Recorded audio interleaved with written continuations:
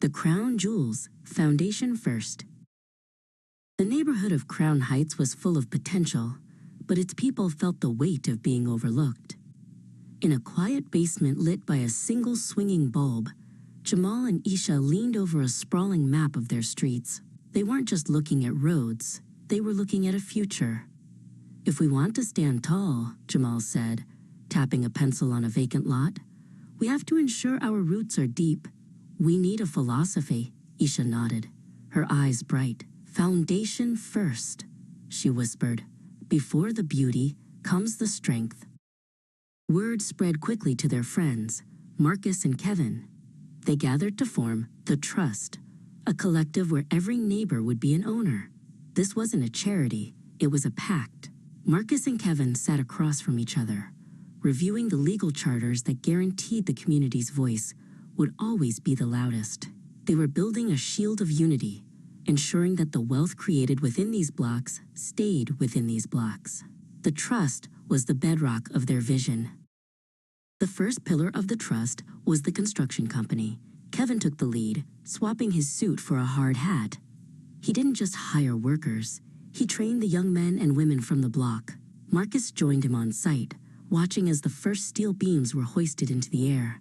"We aren't just building apartments," Kevin shouted over the roar of the crane. "We're building the infrastructure of our independence. Foundation first means we build it ourselves." While the buildings rose, Isha focused on the heart of the home. She opened the first childcare center under the Trust. It was a place of safety and learning, where the smallest citizens were taught their worth. Jamal visited one afternoon, watching as Isha showed a group of children how to plant seeds in a window box.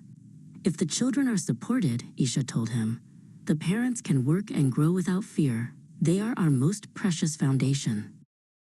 Food was the next challenge. Jamal took charge of the community-owned supermarket. He refused to stock the shelves with processed junk. Instead, he filled the aisles with fresh produce from local farms. Kevin helped him install the high-tech refrigeration units. Together, they made sure that every family had access to the best nutrition. "A hungry community can't fight for its future," Jamal said, handing Kevin a crate of bright green apples. "Health is the foundation of energy." Finally, Marcus launched the restaurant chain. These weren't just eateries.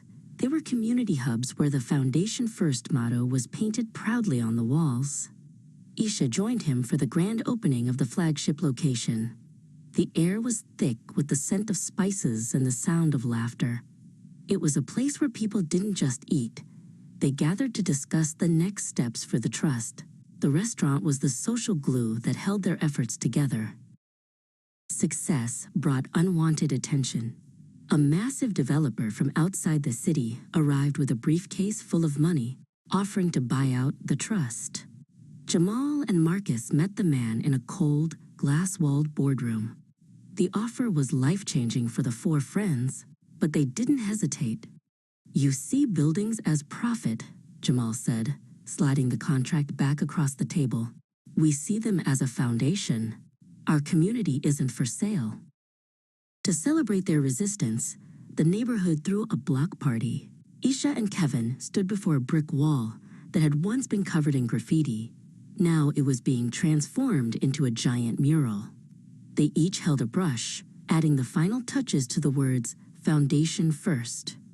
The entire community watched, realizing that the four projects, the childcare, the construction, the market, and the restaurants, were the jewels in a crown they all wore together. Years passed, and the four projects grew into a legacy. Marcus and Jamal walked through the plaza they had built. The trees they had planted were now tall and leafy. The construction company had rebuilt half the district, the supermarket was the busiest in the city, and the childcare center had produced a generation of scholars. "We did it," Marcus said, looking at the bustling streets. "We built something that will outlast us, because we started with the right principle."